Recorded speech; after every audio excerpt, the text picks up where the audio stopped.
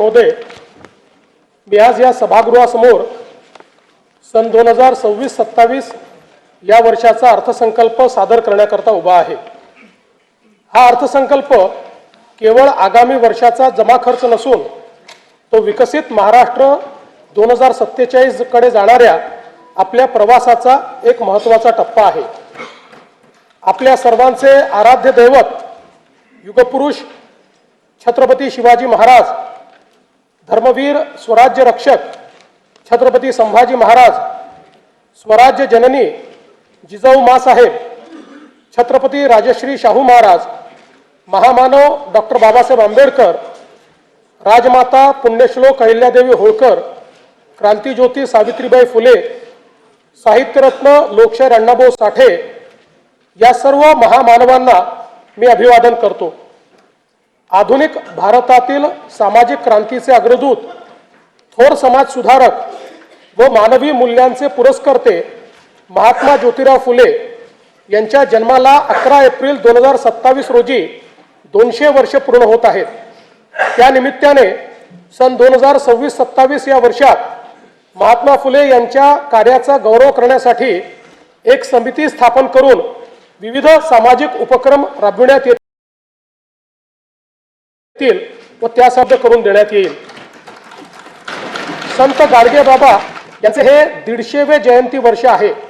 त्यानिमित्ताने संत गाडगेबाबा यांचे जन्मस्थळ, कर्मभूमी व अंतिम श्रद्धास्थान या ठिकाणांना एकत्रित जोडून संत गाडगेबाबा तीर्थक्षेत्र सर्किट विकसित करण्यात येईल।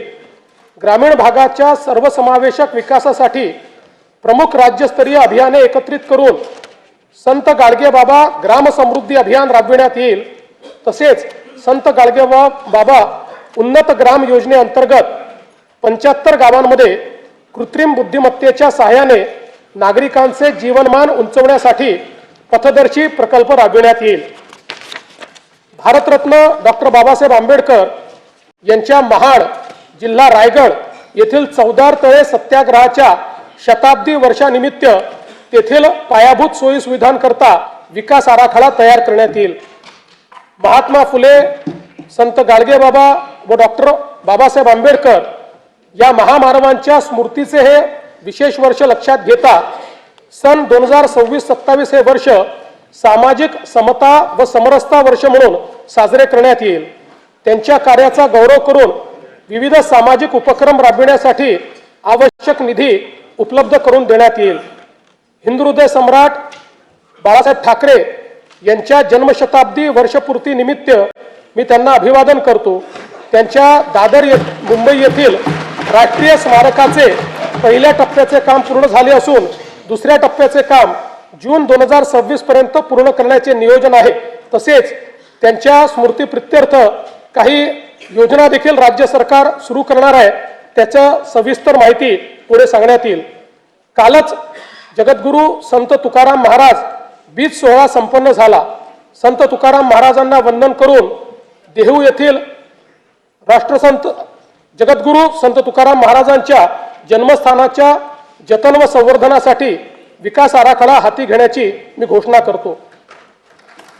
अध्यक्ष महोदय, हे भाषण करताना माझे मन अत्यंत जड झाले आहे।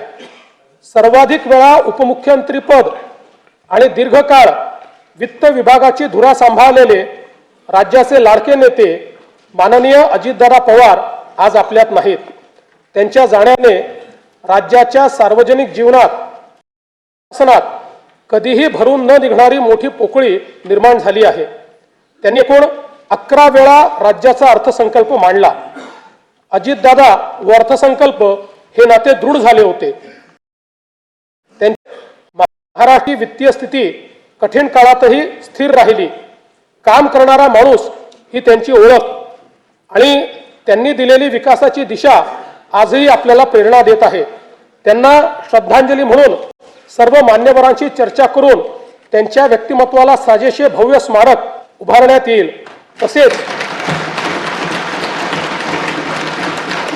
तसेच त्यांच्या नावे गतिमान नागरी सेवा पुरस्कार देण्यात येईल असे मी जाहीर करतो। दिवंगत अजितदादांच्या स्मृतींना आजचा हा अर्थसंकल्प मी समर्पित करतो। स्थानिक स्वराज्य संस्थांच्या निवडणुकीत जनतेने महायुतीवर अभूतपूर्व विश्वास दाखवला, त्याबद्दल मी तमाम जनतेचे आभार मानतो। स्थानिक स्वराज्य संस्थांच्या प्रगतीसाठी महायुती सरकार कटिबद्ध राहील याची मी ग्वाही देतो। 16व्या केंद्रीय वित्त आयोगाने केलेल्या शिफारसी अनुसार पुढील 5 वर्षांमध्ये राज्यासाठी भरीव निधी प्राप्त होणार असून आपत्ती व्यवस्थापनासाठी केंद्र शासनाने वाढीव निधी देण्याबाबत राज्याची मागणी मान्य केली, याबद्दल मी भारताचे प्रधानमंत्री श्री नरेंद्र मोदीजी यांचे मनपूर्वक आभार मानतो। राज्य शासनाने देखील 6व्या वित्त आयोगाची स्थापना केली होती। या वित्त आयोगाने विहित वेळेमध्ये आपला अहवाल सादर केला, याकरिता आयोगाचे अध्यक्ष व सदस्य यांचे मी अभिनंदन करतो व त्यांना धन्यवाद देतो। हा अहवाल कृती अहवालासह माननीय राज्यपालांच्या मान्यतेनंतर पुढील अधिवेशनात सभागृहाच्या पटलावर ठेवण्याची कारवाई करण्यात येईल। आयोगाच्या शिफारसींचा अभ्यास करून प्रशासकीय सुधारणा व आर्थिक विकेंद्रीकरणाच्या माध्यमातून स्थानिक स्वराज्य संस्था सक्षम करण्याची कारवाई करण्यात येईल। 1 फेब्रुवारी 2026 रोजी केंद्र शासनाने युवा केंद्रित अर्थसंकल्प सादर केला। त्यात महाराष्ट्रातील पायाभूत सुविधांचा वेगाने विकास करण्याकरता भरीव अर्थसहाय्य केले आहे। मुंबई पुणे व पुणे हैदराबाद या प्रस्तावित जलदगती रेल्वे प्रकल्पांमुळे सकल राज्य उत्पादनात मोठी वाढ होण्यास मदत होणार आहे। राज्यातील जनतेच्या वतीने मी भारताचे लोकप्रिय पंतप्रधान माननीय नरेंद्र मोदीजी यांचे मनपूर्वक आभार मानतो। महाराष्ट्र हे देशाचे आर्थिक इंजिन असल्याने विकसित भारत 2047 च्या स्वप्नपूर्तीत आपला वाटा सर्वात मोठा असेल। राज्याची अर्थव्यवस्था सन 2047 पर्यंत $5 ट्रिलियन करणे हे राज्याचे मुख्य ध्येय आहे। या ध्येयाची पूर्तता करण्याच्या दृष्टीने विकसित महाराष्ट्र 2047 चे विजन डॉक्युमेंट जाहीर करण्यात आले आहे। त्यानुसार सन 2029-30 पर्यंत साध्य करावयाची अल्पकालीन उद्दिष्टे, राज्याचे अमृत महोत्सवी वर्ष सन 2035 पर्यंत साध्य करावयाची मध्यमकालीन उद्दिष्टे आणि भारतीय स्वातंत्र्याचे शताब्दी वर्ष सन 2047 पर्यंत साध्य करावयाची दीर्घकालीन उद्दिष्टे निश्चित करण्यात आली आहेत। राज्याच्या प्रादेशिक संतुलित विकासाला चालना देण्याकरता 4 प्रमुख स्तंभ ठरवण्यात आले आहेत। 1 प्रगतिशील, दुसरं शाश्वत, तिसरं सर्वसमावेशक आणि चौथं सुशासन। या 4 स्तंभाच्या अंतर्गत 16 उपक्षेत्रे निश्चित करण्यात आली आहेत। सन 2047 साली विकसित महाराष्ट्राची इमारत उभी करण्याकरिता इथून पुढे येणाऱ्या सर्व अर्थसंकल्पात विकसित महाराष्ट्राच्या संकल्पाचे प्रतिबिंब दिसणार आहे। या संकल्पाची दिशा कशी असेल हे या वर्षीच्या अर्थसंकल्पात मी स्पष्ट करणार आहे।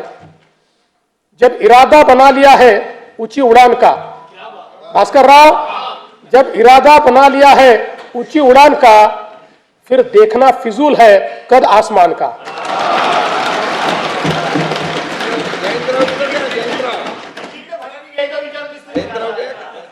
स्तंभ पहिला प्रगतिशील महाराष्ट्र, उपक्षेत्र पहिले कृषी संलग्न क्षेत्र आणि ग्रामीण विकास। राज्याचा कृषी जीडीपी सन 2047 पर्यंत $55 अब्ज वरनं $500 अब्ज वर नेण्याचे उद्दिष्ट ठेवण्यात आले आहे।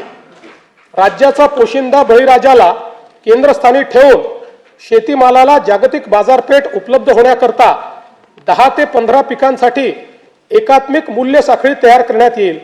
शेतकऱ्यांना सुलभतेने सेवा देण्याकरता ॲग्रीस्टॅक, महावेद, महाडीबीटी आणि इतर डिजिटल प्लॅटफॉर्म्सद्वारे शेतकऱ्यांसाठी एकात्मिक परिसंस्था निर्माण करण्याचे उद्दिष्ट आहे। महाराष्ट्र आज कृत्रिम बुद्धिमत्ता, AI आणि डिजिटल शेतीमध्ये देशात आघाडीवर आहे। महाविस्तार AI या प्लॅटफॉर्मवर 30 लाखाहून अधिक शेतकऱ्यांना हवामान अंदाज, पीक सल्ला आणि बाजारभावाची अचूक माहिती मिळत आहे। हा प्लॅटफॉर्म खऱ्या अर्थानं शेतकऱ्यांचा डिजिटल सहकारी आहे। आदिवासी शेतकऱ्यांसाठी आम्ही महाविस्तारमध्ये देहवाली भिली भाषेचा समावेश केला आहे। लवकरच इतर प्रमुख आदिवासी भाषाही यामध्ये जोडल्या जातील। ज्यांच्याकडे स्मार्टफोन नाही अशा शेतकऱ्यांसाठी आम्ही वसुधा ही व्हॉइस सेवा सुरू केली आहे। या फोन कॉलवरच पिकांचे आरोग्य आणि कीड व्यवस्थापनाचा सल्ला दिला जात आहे। Agriculture data exchange and sandbox आणि राज्यातील 4ही कृषी विद्यापीठांमध्ये artificial intelligence innovation and incubation centre स्थापन करण्यात येत आहे। यामुळे कृषी स्टार्टअप्सला मोठी चालना मिळेल। या आधुनिक तंत्रज्ञानामुळे शेतीच्या उत्पादन खर्चात 25% कमतरता होऊन शेतकऱ्यांचे उत्पन्न वाढण्यास मोठी मदत होणार आहे। कृषी क्षेत्रातील डेटा व डिजिटल सेवांच्या माध्यमातून शासनाच्या विविध योजनांचा लाभ शेतकऱ्यांपर्यंत जलद व पारदर्शकपणे पोहोचवण्यासाठी राज्यात ॲग्रिस्टॅक योजना राबविण्यात येत आहे। शेतकऱ्यांना फार्मर आयडी देण्यात महाराष्ट्र देशातील अग्रगण्य राज्य असून फेब्रुवारी 2026 पर्यंत 1,31,00,000 फार्मर आयडी तयार झाले आहेत। या योजनेत आम्ही आदिवासी वनपट्टेधारक शेतकरी यांचा देखील समावेश करत आहोत। कृषी समृद्धी योजनेअंतर्गत सन 2026-27 ते सन 2029-30 या 4 वर्षाच्या कालावधीत राज्यातील कृषी क्षेत्रात भांडवली गुंतवणूक वाढवून पायाभूत सुविधा निर्माण करण्यात येतील। राज्यात 5 लाख हेक्टर क्षेत्र नैसर्गिक शेतीखाली आणून सकस व पोषणयुक्त नैसर्गिक शेतीमाल उत्पादित करण्यात आगामी 2 वर्षांमध्ये महाराष्ट्र नैसर्गिक शेती अभियान या नवीन योजनेची अंमलबजावणी करण्यात येणार आहे। गोपीनाथ मुंडे अपघात सानुग्रह अनुदान योजनेत शेतमजुरांचा देखील समावेश करण्यात येईल। राज्याच्या कृषी उत्पन्नात पशुपालनाचा वाटा 25% आहे। ही व्याप्ती वाढविण्यासाठी आम्ही मुख्यमंत्री ग्रामीण पशुधन उद्योजक योजना सुरू करत आहोत। पशुसंवर्धन आणि मत्स्य व्यवसायाला आता कृषी समकक्ष दर्जा देण्यात आला आहे। त्यामुळे या क्षेत्रालाही शेतीप्रमाणे सर्व पायाभूत सुविधा आणि सवलती मिळतील, ज्यामुळे मत्स्य आणि पशुजन्य उत्पादनात मोठी वाढ होईल। संयुक्त राष्ट्र संघटनेने हे वर्ष आंतरराष्ट्रीय महिला शेतकरी वर्ष म्हणून घोषित केले आहे। त्यानिमित्त महिला गोपालक, कुक्कुटपालक आणि शेळीपालकांसाठी आम्ही विशेष प्रोत्साहनपर कार्यक्रम राबविणार आहोत। मत्स्य व्यवसाय क्षेत्राच्या विकासासाठी प्रतिवर्षी 1,240 कोटी रुपये आर्थिक भाराच्या मुख्यमंत्री मत्स्य संपदा योजनेस मान्यता देण्यात आली आहे। या योजनेमुळे राज्यातील मच्छीमारांचे आर्थिक व सामाजिक विकासाबरोबरच पायाभूत सुविधा निर्मितीमुळे मत्स्य उत्पादनात वाढ होणार आहे। मुख्यमंत्री ग्राम सडक योजना टप्पा 1 अंतर्गत 97% कामे 30,000 किलोमीटरपेक्षा जास्त पूर्ण झाली असून उर्वरित कामे मार्च 2026 पर्यंत पूर्ण करण्याचे नियोजन आहे। टप्पा 2 अंतर्गत 2,450 किलोमीटर रस्त्यांची कामे पूर्ण झाली असून उर्वरित कामे प्रगतीपथावर आहे। आता आम्ही टप्पा 3 घोषित करत असून त्या अंतर्गत 23,000 किलोमीटर लांबीचे रस्ते व पुलांची कामे हाती घेण्यात येतील। ग्रामीण भागातील शेतपालन रस्त्याच्या मजबूतीकरणासाठी पूर्ण यंत्रसामुग्रीच्या साहाय्याने जलद गतीने काम करण्याकरिता सोपी व सुलभ कार्यपद्धती असलेल्या मुख्यमंत्री शेतपालन रस्ते या नवीन योजनेस मान्यता देण्यात आली आहे। प्रधानमंत्री ग्राम सडक या योजनेचा भाग 1 व 2 अंतर्गत 99% कामे 26,758 किलोमीटर रस्ते व 782 पूल पूर्ण झाली आहेत। प्रधानमंत्री ग्राम सडक योजनेचा भाग 3 अंतर्गत 6,331 किलोमीटर लांबीचे 393 रस्त्यांच्या कामापैकी 5,086 किलोमीटर लांबीची 6,673 कामे तसेच 223 पुलांच्या कामांपैकी 57 पुलांची कामे पूर्ण झाली आहेत। उर्वरित कामे प्रगतीपथावर आहेत। प्रधानमंत्री ग्राम सडक योजना भाग 4 अंतर्गत लोकवस्तीशी न जोडलेल्या वाड्या वस्त्या बारमाही रस्त्याने जोडण्याची कामे हाती घेण्यात येणार आहेत। प्रधानमंत्री आवास योजना ग्रामीण टप्पा 2 अंतर्गत सन 2024-25 व 25-26 करिता 27,87,000 मंजूर घरकुलांपैकी 3,57,000 घरकुले पूर्ण झाली असून उर्वरित घरकुलांची कामे प्रगतीपथावर आहेत। या योजनेअंतर्गत आतापर्यंत 33,410 कोटी रुपये इतका खर्च करण्यात आला आहे। प्रधानमंत्री आवास योजना शहरी व ग्रामीण अंतर्गत बांधण्यात येणाऱ्या घरांवर रूफटॉप सोलर लावण्यासाठी अतिरिक्त अनुदान उपलब्ध करून ऊर्जा स्वावलंबन साध्य करण्यात येणार आहे। PM जनमन आवास योजनेअंतर्गत 54,129 घरकुलांना मंजूर देण्यात आली असून 17,929 घरकुलांचे बांधकाम पूर्ण झाले आहे। उपक्षेत्र दुसरे उद्योग, राज्यातील उद्योग क्षेत्राचे स्थूल उत्पन्न सन 2047 पर्यंत 123 अब्ज डॉलरवरून 1500 अब्ज डॉलर पर्यंत वाढविण्याचे उद्दिष्ट आहे। त्याकरिता उच्च क्षमता असलेल्या क्षेत्रांकरिता मूल्य साखळी निर्माण करणे, प्रत्येक उदयोन्मुख जिल्ह्यात मोठे औद्योगिक समूह उभारण्यात येणार आहेत। तसेच सूक्ष्म लघु व मध्यम उद्योगासाठी अर्थसहाय्य देऊन महाराष्ट्र हे जागतिक उत्पादनाचे केंद्र बनविण्यात येणार आहे। राज्याचे नवीन औद्योगिक गुंतवणूक व सेवा धोरण 2025 जाहीर करण्यात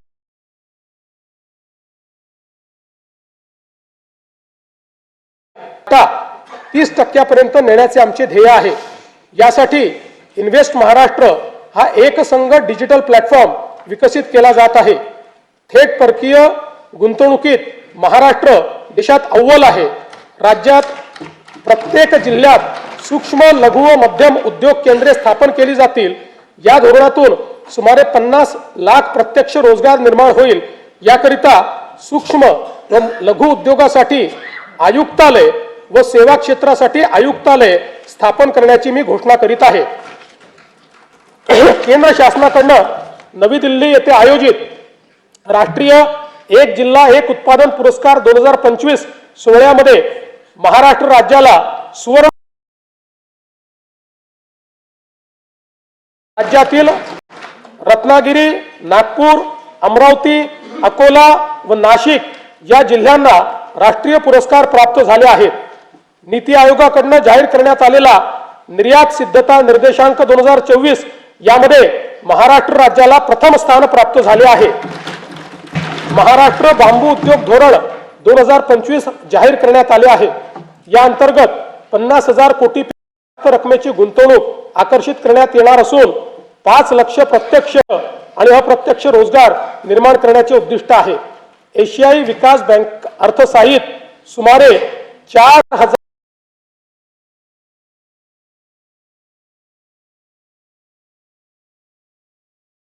बांबूवर वाढविणे तसेच GIS, ब्लॉकचेन, टिश्यू कल्चर इत्यादीच्या माध्यमातून बांबू मूल्य साखळीचा विकास करण्याचे नियोजन आहे।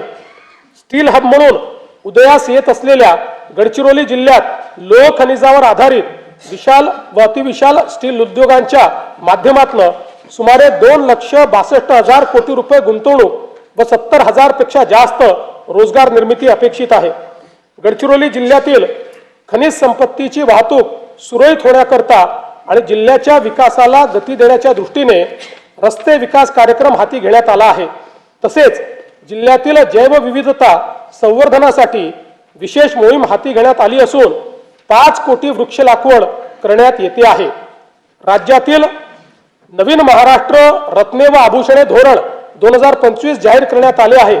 या अंतर्गत 1 लाख कोटी रुपयाची गुंतवणूक व 5 लाख रोजगार निर्मिती करण्याचे उद्दिष्ट निश्चित करण्यात आले आहे।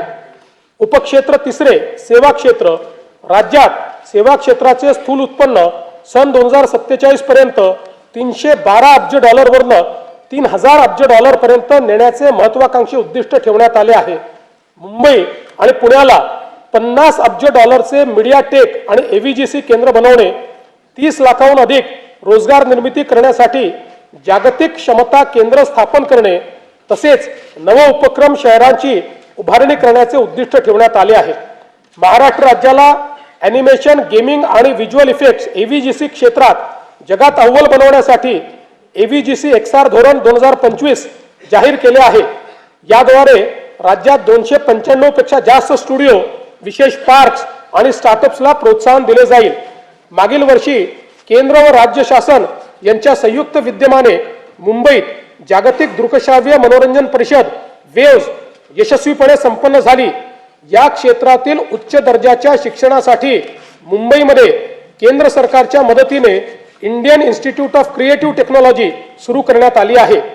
विकसित महाराष्ट्र 2047 या दृष्टिकोनाशी सुसंगत महाराष्ट्र जागतिक क्षमता केंद्र GCC धोरण 2025 तयार करण्यात आले आहे। मला सांगताना आनंद वाटतो की महाराष्ट्रातील पुणे हे जीसीसी साठी देशातील सर्वाधिक पसंतीचे स्थान ठरत आहे। राज्यात या धोरणाच्या माध्यमातून 400 नवीन जागतिक क्षमता केंद्र स्थापन करण्यात येणार असून 4 लाख उच्च कुशल नोकरीच्या संधी निर्माण करण्याचे उद्दिष्ट आहे। उपक्षेत्र चौथे पर्यटन, राज्यात येणाऱ्या पर्यटकांची संख्या सन 2047 पर्यंत वार्षिक 16 कोटीहून 38 कोटीपर्यंत वाढवण्याचे उद्दिष्ट आहे। त्याकरिता मुंबई, सिंगापूर आणि दुबईमध्ये पर्यटन गुंतवणूक कक्ष सुरू करणे, खासगी गुंतवणूक आकर्षित करून जागतिक दर्जाची पर्यटन स्थळे व पर्यटन परिपथ विकसित करणे, तसेच प्रवास 100% डिजिटाइज करून पर्यटन परिसंस्था निर्माण करण्याचे उद्दिष्ट ठेवण्यात आले आहे। महाराष्ट्र पर्यटन विकास महामंडळाच्या सुवर्ण महोत्सवी वर्षानिमित्त निवडक 50 पर्यटन स्थळी पायाभूत सुविधा अत्याधुनिक करण्यासाठी प्रादेशिक पर्यटन विकास योजनेतून प्राधान्याने निधी उपलब्ध करून देण्यात येईल। सातारा जिल्ह्यातील सह्याद्री पर्वत रांगांमध्ये वसलेला वासोटा किल्ला हा छत्रपती शिवाजी महाराजांच्या शौर्याचे आणि रणनीतीचे प्रतीक आहे। पर्यटकांच्या सुरक्षित, सुलभ व पर्यावरणपूरक प्रवेशाकरता मुनावळे ते वासोटा किल्ला रोपवे प्रकल्प करण्याचे नियोजित करण्यात आले आहे। नाशिक येथे रामकाल पथ विकास प्रकल्पाअंतर्गत करण्यात येणारी कामे प्रगतीपथावर आहेत।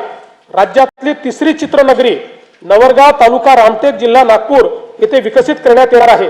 रामटेक येथे रामसृष्टी व कालिदास सृष्टी उभारण्यात येईल। तसेच महाकवी कालिदास यांचे जीवनचरित्र सर्वसामान्य जनतेला व नवीन पिढीला कळावे याकरिता चित्रपट निर्मितीसाठी आवश्यक ते सहकार्य केले जाईल। देशातील एकूण 12 ज्योतिर्लिंगांपैकी राज्यात असलेल्या 5 ज्योतिर्लिंगांच्या तीर्थक्षेत्र विकास आराखड्याची प्रभावी व तात्काळ अंमलबजावणी करण्यासाठी भारतीय प्रशासकीय सेवेतील 5 वरिष्ठ अधिकाऱ्यांकडे नियमित आढावा, समन्वय व नियंत्रण करण्याची जबाबदारी सोपवण्यात आली आहे।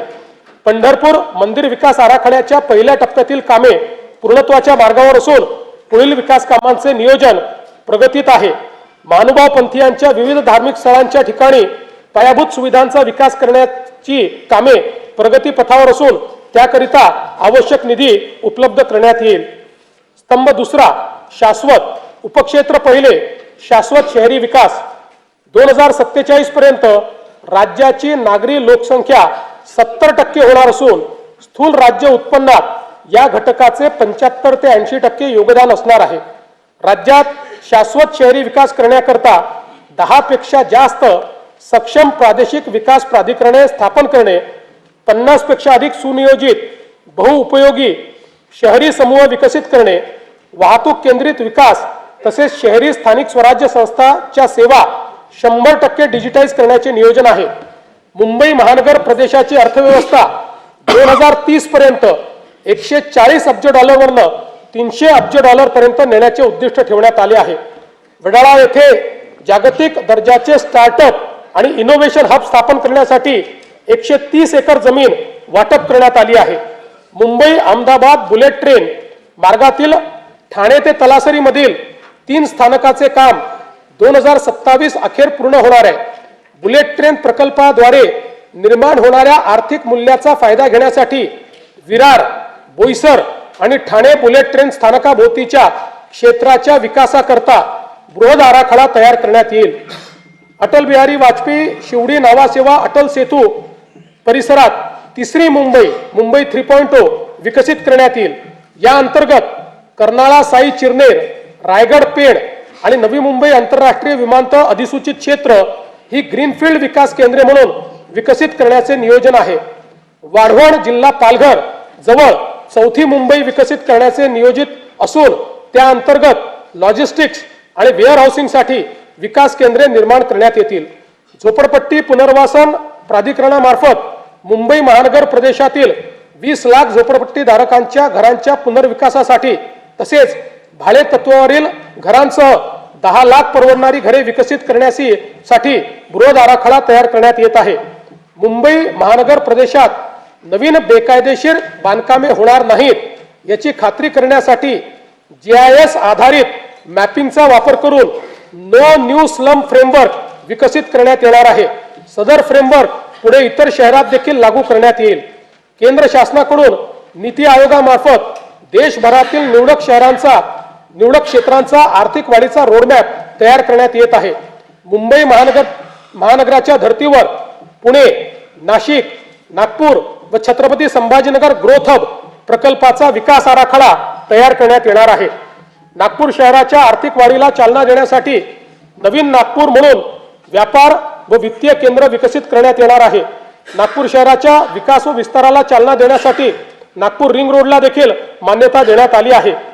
उपक्षेत्र दुसरे, वाहतूक व मालपुरवठा व्यवस्थापन।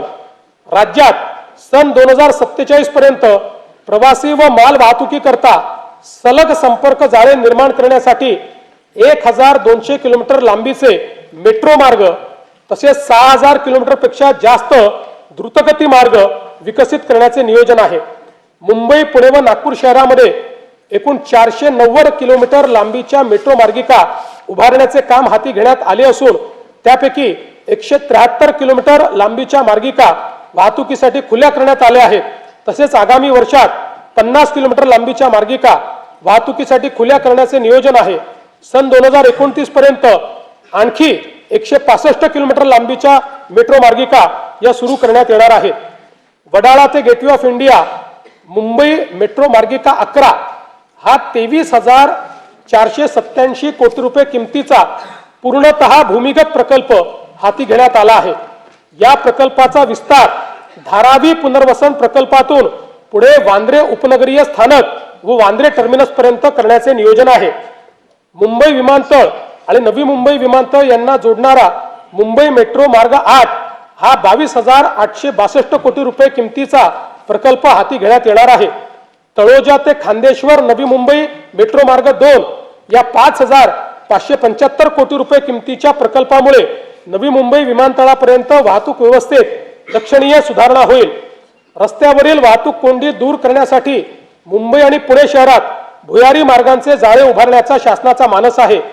मुंबई शहरातील ऑरेंज गेट पूर्व मुक्त मार्ग ते मरीन ड्राईव्ह दरम्यान भुयारी मार्ग प्रकल्पाच्या लॉन्चिंग शाफ्टचे बांधकाम पूर्ण झाले आहे। हा प्रकल्प डिसेंबर 2028 पर्यंत पूर्ण करण्याचे नियोजन आहे। मुंबईतील पूर्व आणि पश्चिम परिसराला जोडणाऱ्या गोरेगाव मुलुंड या भुयारी मार्गाच्या पहिल्या टप्प्याचे काम अंतिम स्तरावर आहे। ठाणे ते बोरिवली या 18,838 कोटी रुपये किमतीच्या भुयारी मार्गाचे काम प्रगतीपथावर असून जून 2028 पर्यंत तो पूर्ण करण्याचे नियोजन आहे।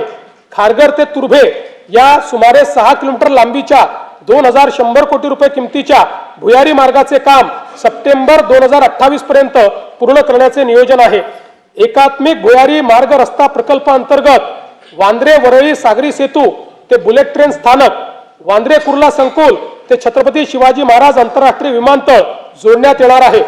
गायमुख जंक्शन ते फाउंटन हॉटेल जंक्शन दरम्यान सुमारे 6 किलोमीटर लांबीचा भुयारी मार्ग व फाउंटन हॉटेल ते भाईंदर दरम्यान 9 किलोमीटर लांबीचा उन्नत मार्ग प्रस्तावित आहे।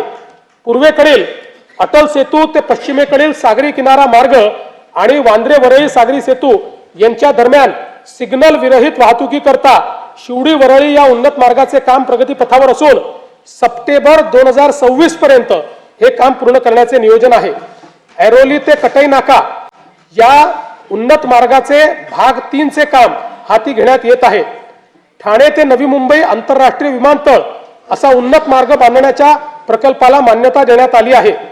अटल सेतू ते मुंबई पुणे द्रुतगती मार्गापर्यंत 1,102 कोटी रुपये किमतीचा उन्नत मार्ग फेब्रुवारी 2027 पर्यंत पूर्ण करण्याचे नियोजन आहे। दक्षिण मुंबईला समृद्धी महामार्गाशी थेट जोडण्याकरता छेडानगर ते आनंदनगर व आनंदनगर ते साकेत ठाणे या उन्नत मार्गाचे काम डिसेंबर 28 पर्यंत पूर्ण करण्याचे नियोजन आहे। तसेच साकेत ते आमणे या उन्नत मार्गाच्या कामाचा प्रकल्प अहवाल तयार करण्यात येत आहे। स्वातंत्र्यवीर सावरकर वांद्रे वर्सोवा सागरी सेतू या 18,121 कोटी रुपये किमतीच्या प्रकल्पाचे 4 टप्प्याचे काम प्रगतीत असून हा प्रकल्प मे 2028 पर्यंत अखेरपर्यंत पूर्ण करण्याचे नियोजन आहे। वर्सोवा दहिसर भाईंदर या 22,166 कोटी रुपये किमतीच्या सुमारे 60 किलोमीटर लांबीचा किनारी मार्ग प्रगतीत असून डिसेंबर 28 अखेरपर्यंत पूर्ण करण्याचे नियोजन आहे। मुंबई वाढवण द्रुतगती जोडणी करण्याकरता उत्तम ते विरार या सुमारे 58,754 कोटी रुपये किमतीच्या सागरी सेतूचे काम हाती घेण्यात येत आहे।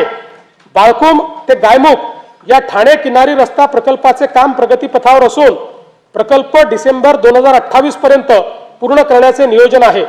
अटल सेतूला नवी मुंबई आंतरराष्ट्रीय विमानतळाशी जोडण्याकरता उल्वे किनारी मार्गाचे काम जुलै 2026 पर्यंत पूर्ण करण्याचे नियोजन आहे।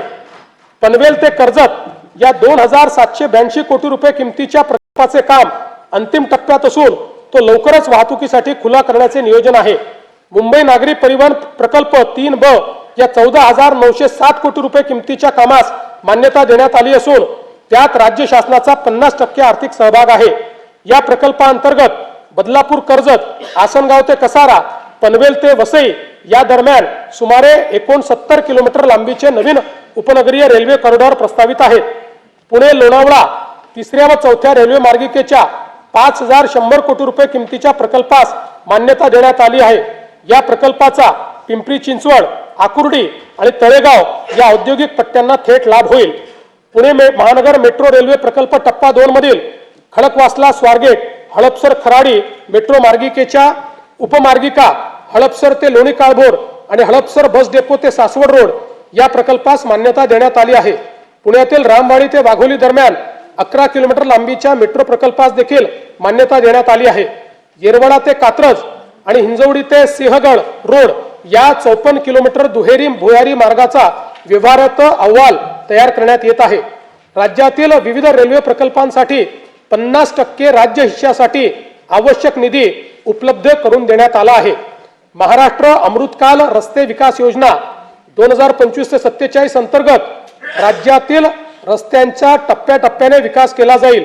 या योजनेत 6,272 किलोमीटरचे द्रुतगती मार्ग, 14,919 किलोमीटरचे राज्य व जिल्हा मार्ग तसेच 4,247 किलोमीटरचे पर्यटन परिपथ समाविष्ट आहेत। ही योजना महाराष्ट्राला $5 ट्रिलियन अर्थव्यवस्थेकडे नेण्यासाठी महत्त्वाची ठरणार आहे।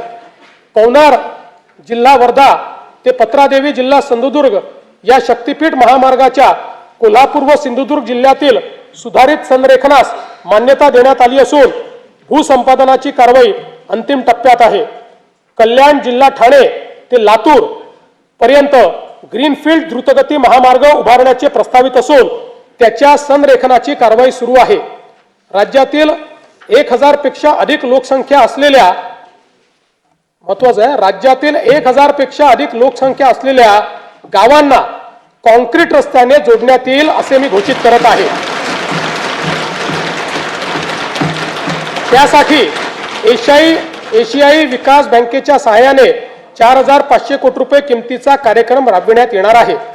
राज्यातील विदर्भात पूर्व विभागातील नैसर्गिक खनिज संपत्तीने समृद्ध असलेल्या भागाचा सर्वांगीण विकासाच्या दृष्टीने नागपूर, गोंदिया, गडचिरोली, चंद्रपूर या प्रवेश नियंत्रित शीघ्र संचार द्रुतगती महामार्गांच्या कामास मान्यता देण्यात आली आहे।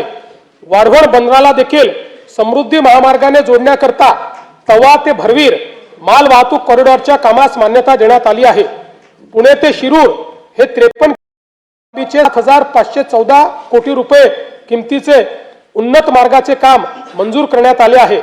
तळेगाव चाकण 6,400 कोटी रुपये किमतीचा 25 किलोमीटर लांबीचा उन्नत मार्ग व चाकण शिक्रापूर या 5,232 कोटी रुपये किमतीच्या 28 किलोमीटर लांबीच्या रस्त्याच्या 6 पदरीकरणाची कामे हाती घेण्यात आली आहेत। पुणे ते छत्रपती संभाजीनगर जलद व सुलभ प्रवासासाठी छत्रपती संभाजीनगर या 192 किलोमीटर लांबीच्या 14,886 कोटी रुपये किमतीच्या ग्रीनफील्ड महामार्गाचा प्रकल्प अहवाल तयार करण्यात येत आहे। छत्रपती संभाजीनगर विमानतळ ते वाळुंज MIDC दरम्यान उन्नत मार्गाचे काम 2 टप्प्यामध्ये करण्यात येईल। हडपसर यवत या 5,262 कोटी रुपये किमतीच्या 31.50 किलोमीटर लांबीच्या 6 पदरी रस्त्याचे काम हाती घेण्यात आले आहे। नवी मुंबई आंतरराष्ट्रीय विमानतळावरून देशांतर्गत विमान सेवा 25 डिसेंबर 2025 पासून सुरू झाली आहे। छत्रपती संभाजीराजे आंतरराष्ट्रीय विमानतळ पुरंदर पुणेकरिता विशेष हेतू प्राधिकरणाची स्थापना करण्यास मान्यता देण्यात आली असून भूसंपादनाची प्रक्रिया अंतिम टप्प्यात आहे। गडचिरोली येथे ग्रीनफील्ड विमानतळासाठी भूसंपादनाची प्रक्रिया सुरू करण्यात आलेली आहे। लातूर, बारामती व अमरावती येथील विमानतळाच्या ठिकाणी रात्रीच्या उड्डाणाकरता सुविधा उपलब्ध करून देण्यात येणार आहे। शिर्डी, नाशिक, छत्रपती संभाजीनगर, अमरावती, अकोला, रत्नागिरी, यवतमाळ व कराड विमानतळांच्या विस्तारीकरणाची कामे सुरू करण्यात येत आहेत। मुंबई महानगर प्रदेशातील वाढत्या वाहतूक कोंडीला पर्यायी पर्यावरणपूरक स्वस्त उपाय म्हणून सध्याचे जलमार्गांचे 125 किलोमीटरचे जाळे 340 किलोमीटर पर्यंत विस्तारण्यात येणार आहे। त्यामुळे सध्या वार्षिक 1,60,00,000 असलेली प्रवासी संख्या 2031 पर्यंत 7,39,00,000 पर्यंत वाढेल। यासाठी 21 विद्यमान जलमार्गावरील 20 टर्मिनलचे अद्ययावतीकरण आणि 11 नवीन जलमार्गावर 24 टर्मिनलची निर्मितीसाठी 6,600 कोटी रुपयाचा खर्च अपेक्षित आहे।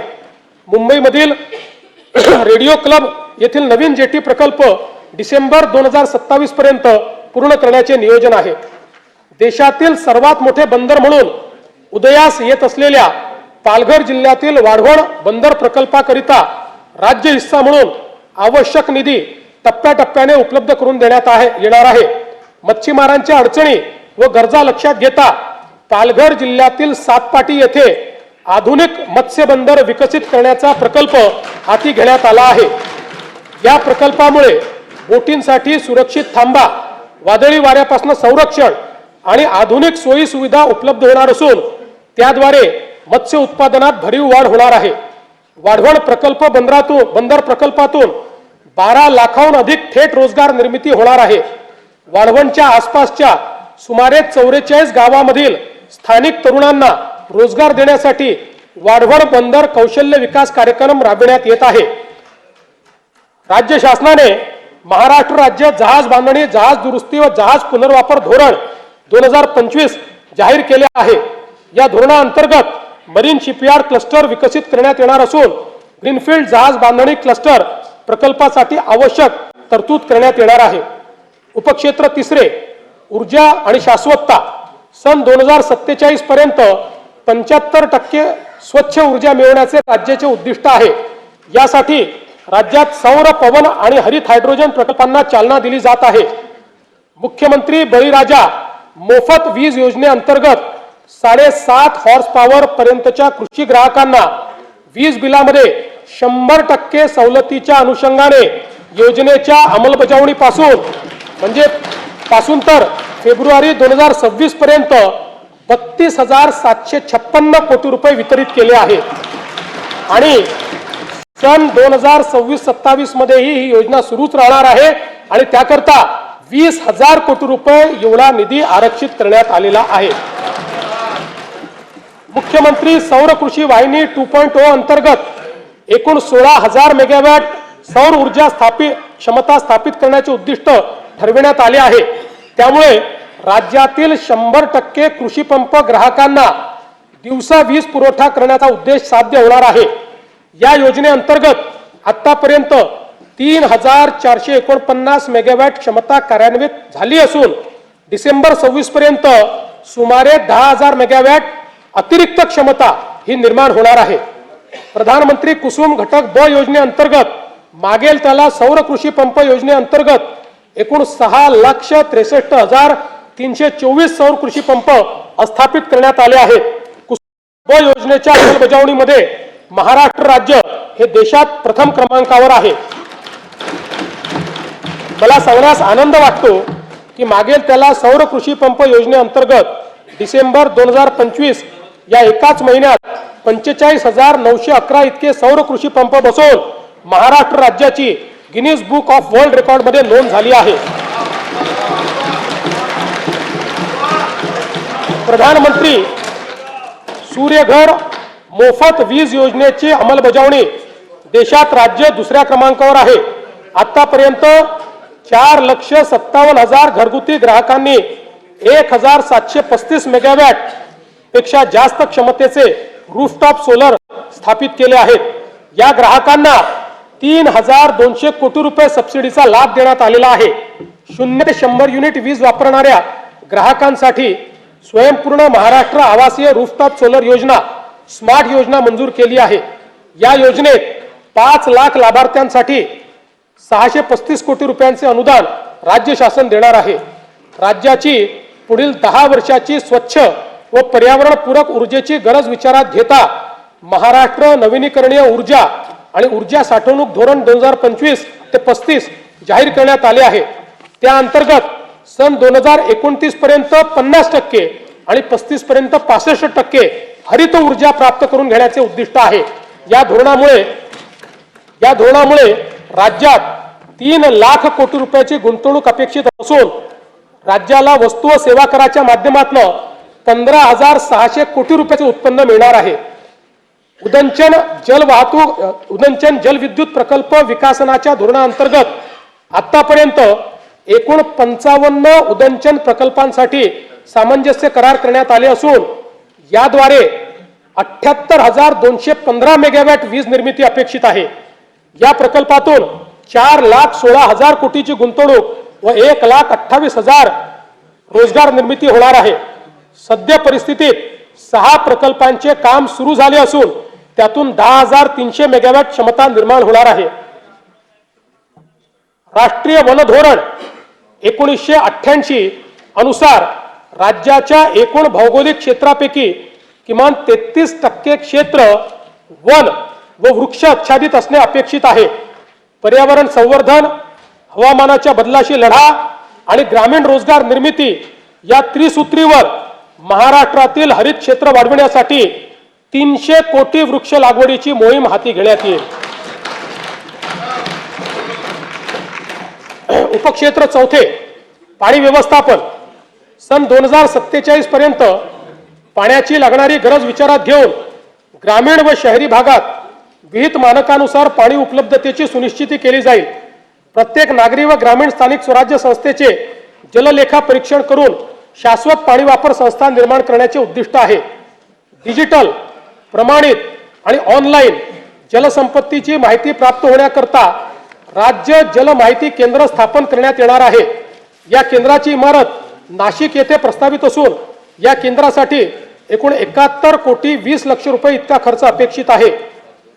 वैनगंगा नळगंगा नदीजोड योजनेच्या 94,968 कोटी रुपये किमतीच्या प्रकल्पास प्रशासकीय मान्यता देण्यात आली आहे। वैतरणा व उल्हास खोऱ्यातील 54 TMC अतिरिक्त पाणी गोदावरी खोऱ्यात वळवण्याचे प्रस्तावित असून सविस्तर प्रकल्प अहवाल तयार करण्याची कारवाई सुरू आहे। दमणगंगा वैतरणा गोदावरी नदीजोड प्रकल्पाच्या 13,497 कोटी रुपये किमतीच्या कामास प्रशासकीय मान्यता देण्यात आली आहे। नार पार गिरणा नदीजोड प्रकल्पाच्या 7,465 कोटी रुपये किमतीच्या कामास प्रशासकीय मान्यता देण्यात आली आहे। दमणगंगा एकदरे गोदावरी नदीजोड प्रकल्पाच्या एकूण 2,213 कोटी रुपयाच्या कामास मान्यता देण्यात आली आहे। बारामती व पुरंदर तालुक्यातील अवर्षण प्रवण भागातील क्षेत्रास पिण्यासाठी व सिंचनासाठी पाणी उपलब्ध करून देण्याकरता निराकरा नदीजोड प्रकल्प राबविण्यात येईल।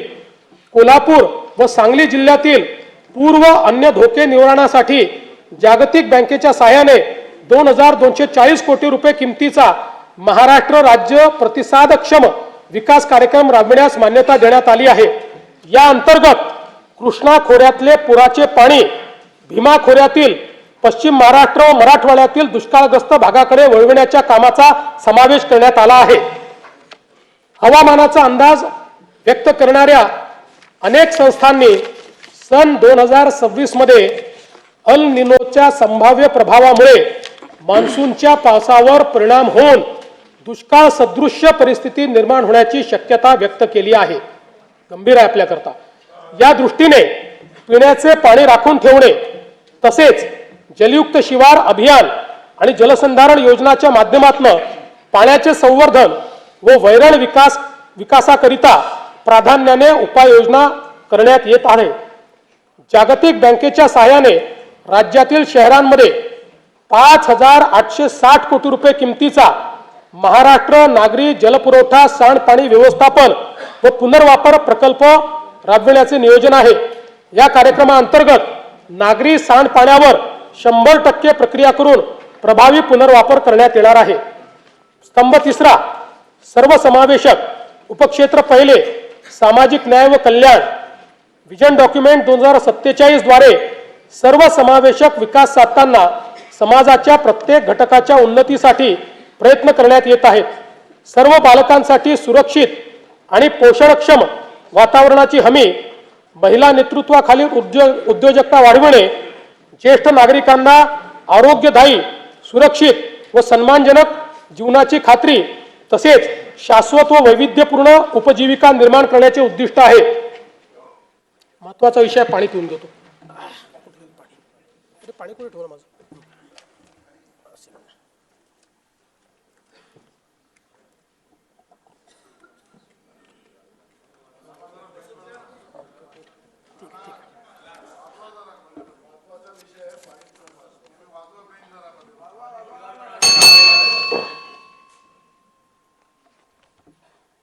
आम्ही राज्यातील शेतकऱ्यांसाठी कर्जमाफी योजना राबविण्याचे आश्वासन दिले होते। त्याकरिता समिती गठीत केली आहे। राज्यातील 30 सप्टेंबर 2025 रोजी पीक कर्ज थकीत असणाऱ्या पात्र शेतकऱ्यांना 2 लाख रुपयापर्यंत कर्जमाफी देणारी पुण्यश्लोक अहिल्यादेवी होळकर शेतकरी कर्जमाफी योजना मी आज जाहीर करीत आहे। नानाभाऊ,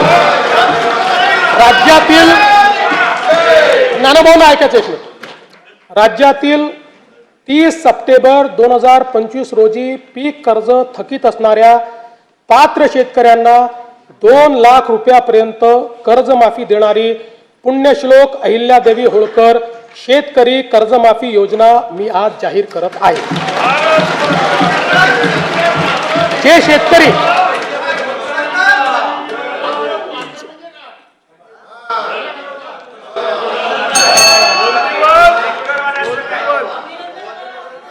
तुम्ही पण जाहीर केले तर पात्रच म्हटलं होतं, पात्रच म्हणावं लागतं, अपात्राला देता येत नाही। ऐका पुढे, अजून संपलं नाहीये। अरे अजून संपलं नाही, थांबा रे बाबा, शांत बसा, शांत बसा। जे शेतकरी कर्ज घेऊन नियमित परतफेड करतात अशा शेतकऱ्यांना प्रोत्साहन देण्याच्या हेतूने नियमित कर्ज परतफेड केलेली असल्यास अशा पात्र शेतकऱ्यांना 50,000 रुपयापर्यंत प्रोत्साहनपर लाभ देण्यात येईल। कर्जमाफी तसेच प्रोत्साहनपर लाभ देण्याबरोबर कोकणाला हे जास्त महत्वाचं आहे, कारण कोकणातले लोक सगळे कर्ज परत करतात। कर्जमाफी तसेच प्रोत्साहनपर लाभ देण्याबरोबरच राज्यातील बँकिंग यंत्रणा सक्षम असावी यासाठी समितीच्या शिफारसीतील निकषानुसार निर्णय घेण्यात येईल। शेतकरी वारंवार कर्जबाजारी न होता त्याला कायमस्वरूपी कर्जमुक्त करण्याचा शासनाचा संकल्प असून याबाबत समितीच्या शिफारसी अनुसार दीर्घकालीन उपाययोजना करण्यात येत आहेत। अनुसूचित जाती घटकांच्या सर्वांगीण विकासासाठी राजश्री विद्यार्थी वसतिगृहे, भारतरत्न डॉक्टर बाबासाहेब आंबेडकर कृषी स्वावलंबन योजना, लोक साहित्यरत्न लोकशाहीर अण्णाभाऊ साठे नागरी वस्ती सुधार योजना इत्यादी योजना राबविण्यात येत आहेत। महात्मा फुले मागासवर्गीय विकास महामंडळ, साहित्यरत्न लोकशाहीर अण्णाभाऊ साठे विकास महामंडळ, संत रोहिदास चर्मोद्योग आणि चर्मकार विकास महामंडळाद्वारे अनेक योजना राबविण्यात येत आहेत। सन 2026-27 मध्ये अनुसूचित जाती घटक कार्यक्रमाअंतर्गत 23,150 कोटी रुपये इतका नियतव्यय प्रस्तावित आहे। माननीय सर्वोच्च न्यायालयाच्या आदेशानुसार राज्यातील अनुसूचित जातींच्या आरक्षणाचे उपवर्गीकरण करण्याकरिता प्रारूप आराखडा करण्याच्या दृष्टीने समिती गठीत करण्यात आली आहे। समितीचा शिफारसीनुसार समुचित पुढील आवश्यक कारवाई करण्यात येईल। आदिवासी समाजाच्या सर्वांगीण विकासासाठी राणी दुर्गावती महिला सक्षमीकरण योजना, शबरी आदिवासी वित्त व विकास महामंडळ, डॉक्टर APJ अब्दुल कलाम अमृतहार योजना, नमो आदिवासी स्मार्ट शाळा अभियान, आदर्श आश्रम शाळा, भगवान बिरसा मुंडा जोड रस्ते योजना, ठक्करवापा आदिवासी विकास योजना तसेच पंडित दीनदयाल उपाध्याय स्वयं योजना आदी कार्यक्रम राबविण्यात येत आहेत. बिरसा मुंडा कृषी क्रांती योजनेत विंधन विहिरी व सौर पंप हा घटक वनक्षेत्रालगतच्या गावातील आदिवासी शेतकऱ्यांना अनुज्ञेय करण्यात आला आहे. कातकरी, कोलाम आणि माडिया या आदिम जमाती तसेच पारधी समाजाच्या सर्वांगीण विकासासाठी विशेष पॅकेजद्वारे निधी राखीव ठेवण्यात येणार आहे. सन 2026-27 मध्ये आदिवासी घटक कार्यक्रमाकरता 21,723 कोटी रुपये इतका नियतव्यय प्रस्तावित आहे. इतर मागासवर्ग, विमुक्त जाती, भटक्या जमाती तसेच विशेष मागास प्रवर्गातील समाजाच्या सर्वांगीण विकासासाठी वसंतराव नाईक विमुक्त जाती व भटक्या जमाती विकास महामंडळ, महाराष्ट्र राज्य इतर मागासवर्गीय वित्त आणि विकास महामंडळाअंतर्गत विविध योजना राबविण्यात येत आहेत. ऊसतोड कामगारांच्या मुलामुलींसाठी संत भगवान बाबा शासकीय वसतिगृह योजना, आश्रमशाळा, विद्यानिकेतन, क्रांतीज्योती सावित्रीबाई फुले शिष्यवृत्ती योजना, डॉक्टर पंजाबराव देशमुख वसतिगृह योजना, वसंतराव नाईक तांडा वस्ती सुधार योजना आदी कार्यक्रम राबविण्यात येत आहेत. धनगर व गोवारी समाजातील लाभार्थ्यांसाठी विविध योजना राबवण्यात येत आहेत. या सर्व योजनांकरता पुरेसा निधी उपलब्ध करून देण्यात येईल.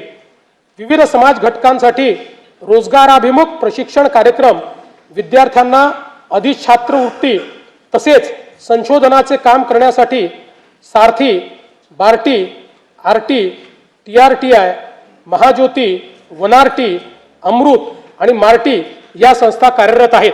या सर्व संस्थांसाठी पुरेशी तरतूद करण्यात आली आहे. तृतीय पंथीयांच्या सर्वांगीण विकासासाठी धोरण जाहीर करण्यात आले असून त्यांच्या स्वयंरोजगार व व्यवसायासाठी बीज भांडवल उपलब्ध करून देण्यास मान्यता देण्यात आली आहे.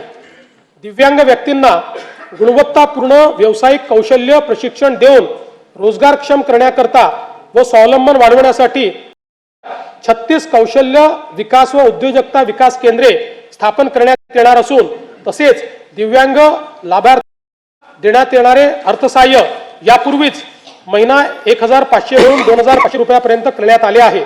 दिव्यांगांना शासकीय लाभाच्या सर्व सेवा सुविधा एकाच प्लॅटफॉर्मवर देण्यासाठी दिव्यांग सहाय्यक संकेतस्थळ कार्यान्वित करण्यात आले आहे. दिव्यांगांकरता जिल्हा वार्षिक योजनेअंतर्गत 1% निधी राखून ठेवण्याकरिता निकष निश्चित करण्यात आले आहेत. केंद्र शासनाने जुने सर्व कामगार कायदे पुनर्रचित करून 4 नवीन कामगार संहिता अंमलात आणल्या आहेत. राज्यातील कामगारांचे हित जोपासण्याकरता या कामगार संहितांची राज्यात प्रभावीपणे अंमलबजावणी करण्यात येईल. राज्याच्या संतुलित, सर्वांगीण व गतिमान विकासासाठी आकांक्षित जिल्हा व आकांक्षित तालुका कार्यक्रमाचा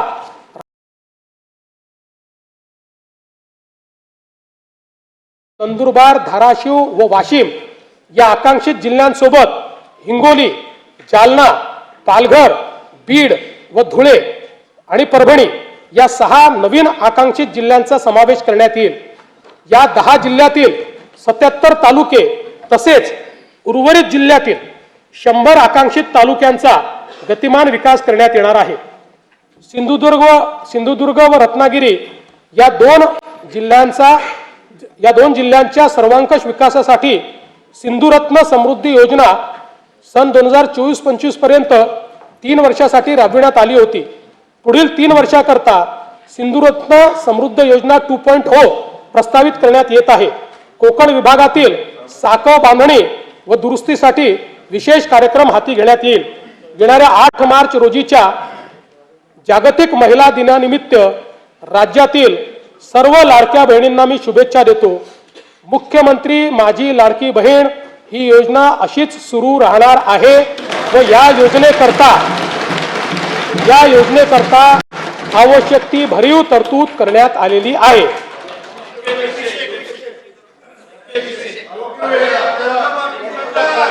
काळजी करू नका. तुमच्या मनातली एक एक गोष्ट आम्हीच पूर्ण करतो, आम्हीच करत राहणार आहे. फक्त कोर्टात जाऊ नका, योजनेच्या विरुद्ध कोर्टात जाऊ नका.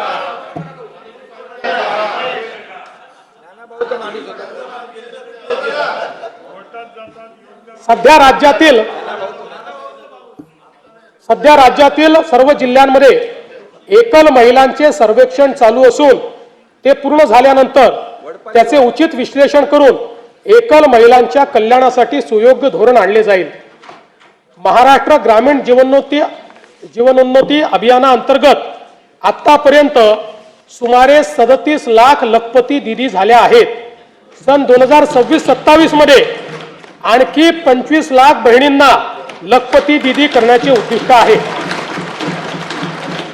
महाराष्ट्र राज्य ग्रामीण जीवनोन्नती अभियानाअंतर्गत स्थापन करण्यात आलेल्या महिला स्वयंसहायता समूहांच्या वस्तू व उत्पादन विक्रीसाठी हक्काची बाजारपेठ मिळवून देण्याकरता पहिल्या टप्प्यामध्ये 13 जिल्ह्यांमध्ये उमेद मॉल जिल्हा विक्री केंद्र उभारणीस मान्यता देण्यात आलेली आहे. उपक्षेत्र दुसरे, शिक्षण व कौशल्य विकास. राज्यात 100% मूलभूत साक्षरता व संख्याज्ञान व 80%हून अधिक पदवीधरांसाठी रोजगार निर्मितीचे उद्दिष्ट आहे. राष्ट्रीय व आंतरराष्ट्रीय विद्यार्थ्यांना आकर्षित करण्यासाठी 8 ते 10 शैक्षणिक शहरांची उभारणी करणे, युवकांना उद्योग कौशल्यविकास शिक्षणाद्वारे सुसज्जित करणे, नवोन्मेष आणि उद्योजकतेला प्रोत्साहन देणारे प्रतिभा केंद्र निर्माण करण्याचे नियोजित आहे. नवी मुंबई आंतरराष्ट्रीय विमानतळाच्या परिसरात भारतातील आंतरराष्ट्रीय दर्जाची एज्युसिटी विकसित करण्यात येत आहे. यामध्ये USA, UK, ऑस्ट्रेलिया व इटली या देशातील 6 आंतरराष्ट्रीय विद्यापीठांची सामंजस्य करार करण्यात आले आहे.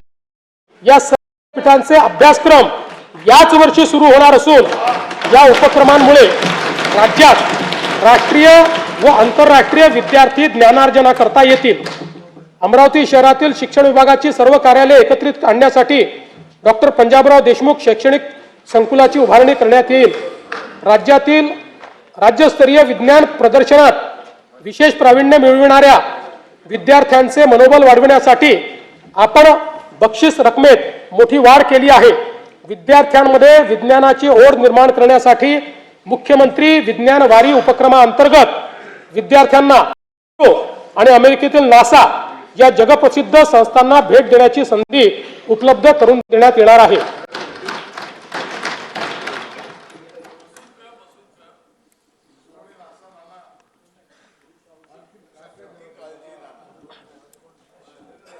जागतिक बँकेच्या सहकार्याने आपण दक्ष हा महत्वाकांक्षी प्रकल्प राबवत असून या अंतर्गत Mahima Maharashtra agency for holistic international mobility and advancement या संस्थेची स्थापना केली जाईल. या माध्यमातून आपल्या तरुणांना परदेशातील नोकऱ्यांसाठी आवश्यक भाषा कौशल्य प्रशिक्षण आणि आर्थिक मार्गदर्शन दिले जाईल. राज्यातील समुपदेशन सेवांचा विस्तार व अधिक संघटित व्यवस्था निर्माण करण्यासाठी 36 नवदिशा केंद्रे स्थापन करण्यात येतील. मला सांगताना अभिमान वाटतो की केंद्र सरकारच्या आकडेवारीनुसार महाराष्ट्र आज देशाचे स्टार्टअप कॅपिटल ठरले आहे.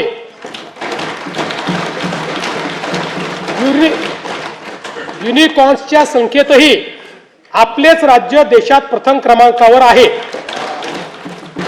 राज्याला जागतिक केंद्र बनवण्यासाठी आम्ही नवीन स्टार्टअप व नाविन्यता धोरण 2025 जाहीर केले आहे. पुढील 5 वर्षात 1,25,000 उद्योजक घडवणे आणि 50,000 स्टार्टअप्सला बळ देणे हे आमचे उद्दिष्ट आहे. तळागाळातील नवउद्योजकांना आर्थिक बळ देण्यासाठी आपण मुख्यमंत्री उद्योजकता महाफंड स्थापन करत आहोत. यातून निवडक स्टार्टअप्सला थेट आर्थिक मदत दिली जाईल. या उपक्रमाअंतर्गत 50 सर्वोत्तम स्टार्टअप्सची निवड केली जाईल. त्यांना त्यांचे नाविन्यपूर्ण प्रकल्प शासकीय विभागामध्ये राबविण्यासाठी 25 कामे दिली जातील. चर्मकला डिझाईन व उत्पादन अद्ययावत केंद्र बांद्रा मुंबई येथे स्थापन करण्याचे प्रस्तावित आहे. यामध्ये नाविन्यता आणि उद्योजकता केंद्र सर्व सुविधा असलेली बहुमजली इमारत बांधण्याचे प्रस्तावित आहे. आदिवासी जमातीतील युवांना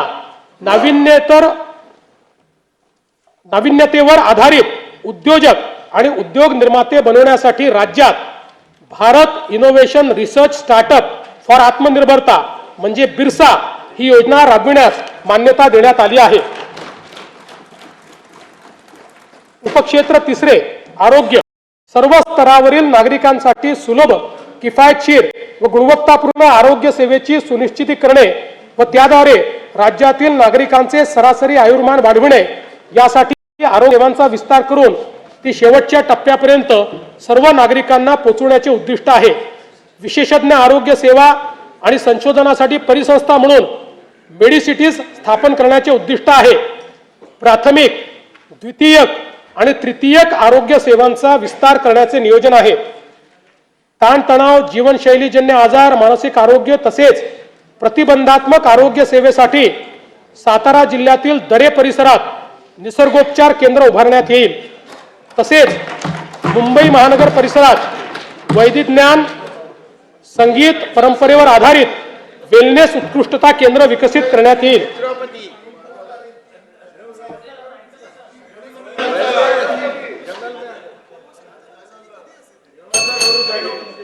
तुम्ही भेट द्यायला या म्हणजे तुम्हाला समजेल.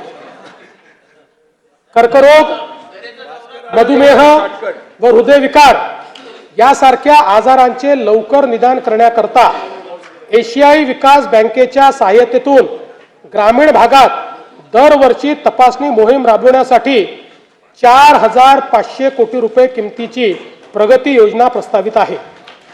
राज्यातील 29 महानगरपालिका, 247 नगर परिषदा आणि 147 नगरपंचायतीमध्ये राष्ट्रीय आरोग्य कार्यक्रम व आरोग्य विभागाच्या सर्व गुणवत्तापूर्ण सुविधा देण्याकरता समन्वय साधणे व कामकाजाचे संनियंत्रण करण्यासाठी शहरी आरोग्य आयुक्तालयाची स्थापना करण्यास मान्यता देण्यात येत आहे. राज्यात डिजिटल सार्वजनिक आरोग्य परिसंस्था निर्माण करण्यासाठी महाराष्ट्र डिजिटल आरोग्य तंत्रज्ञान अभियान राबविण्यात येईल. यामुळे रिअल टाइम डॅशबोर्डच्या आधारे प्रभावी निर्णय प्रक्रिया आणि संनियंत्रण करणे शक्य होईल. आयुष्यमान भारत प्रधानमंत्री जनारोग्य योजना व महात्मा फुले जनारोग्य योजनेअंतर्गत उपचार संख्येत 1,356 वरन 2,399 इतकी वाढ करण्यात आलेली आहे. जवळपास 1,000 आजार त्यात वाढवले आहेत. आणि अंगीकृत रुग्णालयाची संख्या 1,792 वरन 4,537 पर्यंत वाढवण्यात आली आहे. या योजनेअंतर्गत जास्त खर्च होणाऱ्या 9 प्रकारच्या अवयव प्रत्यारोपणाच्या उपचारासाठी 22 लक्ष रुपयेपर्यंतची रक्कम राज्य आरोग्य हमी सोसायटीच्या निधीतून देण्यास मान्यता देण्यात आलेली आहे. 22 लक्ष रुपयेपर्यंत राज्य सरकार देईल. सार्वजनिक आरोग्याच्या सर्वंकष उन्नतीसाठी एम्स व आयएमच्या धर्तीवर उच्च गुणवत्तेच्या प्रशिक्षण व संशोधनासाठी नागपूर येथे भारतीय सार्वजनिक आरोग्य संस्थेच्या सहकार्याने महाराष्ट्र सार्वजनिक आरोग्य संस्था स्थापन करण्यात येईल. राज्यात 35 शासकीय वैद्यकीय महाविद्यालय कार्यान्वित आहेत. त्यापैकी नव्याने मान्यता दिलेल्या 11 महाविद्यालयांची बांधकामे विविध टप्प्यावर आहे. स्वामी रामानंद तीर्थ ग्रामीण शासकीय वैद्यकीय महाविद्यालय अंबाजोगाई या संस्थेच्या इमारतीच्या एकत्रीकरणाकरता बृहद आराखडा तयार करण्यात आला आहे.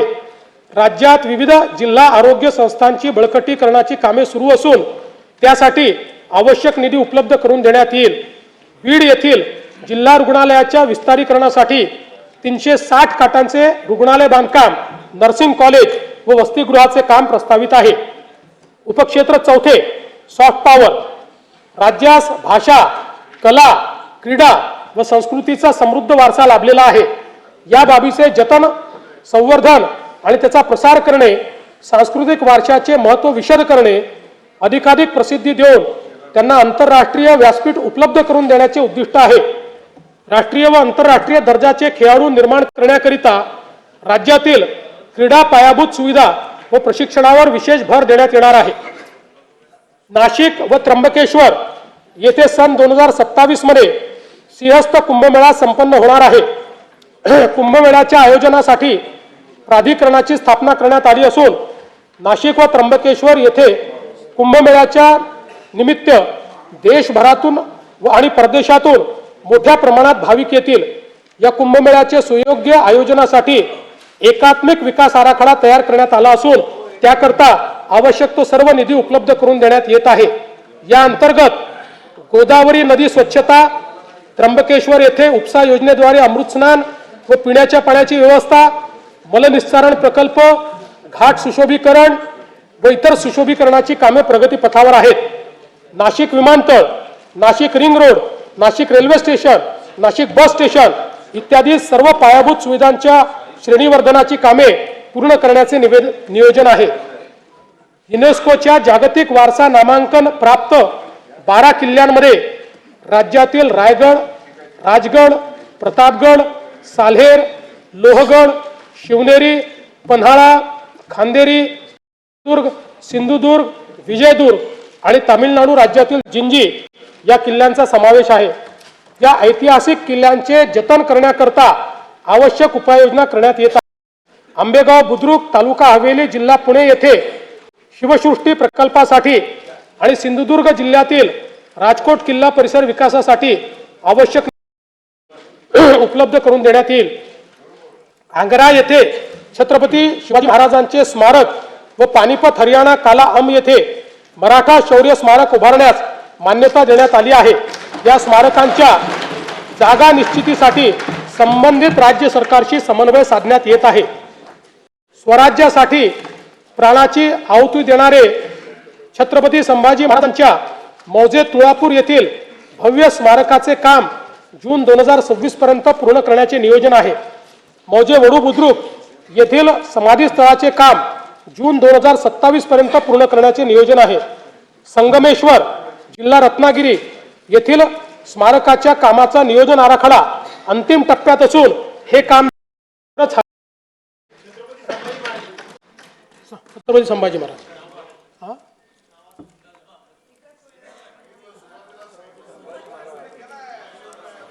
त्याच्यात धर्मवीर स्वराज्य रक्षक म्हणायचं राहिलं ते आता ऍड करतो। धर्मवीर स्वराज्य रक्षक छत्रपती संभाजी महाराज। सातारा जिल्ह्यातील अजिंक्यतारा किल्ल्याचे तसेच संगम माहुली, सातारा येथील महाराणी ताराबाई आणि छत्रपती शाहू महाराज यांच्या समाधी स्थळाचे जतन, संवर्धन व जीर्णोद्धार करण्यात येईल। थोर समाज सुधारक महात्मा ज्योतिराव फुले यांचे जन्मगावी मौजे कडगुण, तालुका खटाव, जिल्हा सातारा येथे भव्य स्मारक उभारण्याचे प्रस्तावित आहे। ज्ञानज्योती सावित्रीबाई फुले यांचे जन्मगाव नायगाव, तालुका खंडाळा, जिल्हा सातारा येथे स्मारक व महिला प्रशिक्षण केंद्र उभारण्याची साठी मान्यता देण्यात आली आहे। मराठी भाषेतील साहित्य व ग्रंथ अन्य भाषांमध्ये तसेच अन्य भाषातील दर्जेदार साहित्य मराठी भाषेमध्ये अनुवादित करण्यासाठी यशवंतराव चव्हाण महाराष्ट्र अनुवाद अकादमी स्थापन करण्याचे प्रस्तावित आहे। वनसंपदेने समृद्ध चंद्रपूर जिल्ह्यातील बल्लारपूर येथील सागवान वारशाचे जतन, संशोधन व जनजागृतीसाठी टिंबर म्युझियम व झायलेरियम उभारण्याचे प्रस्तावित आहे।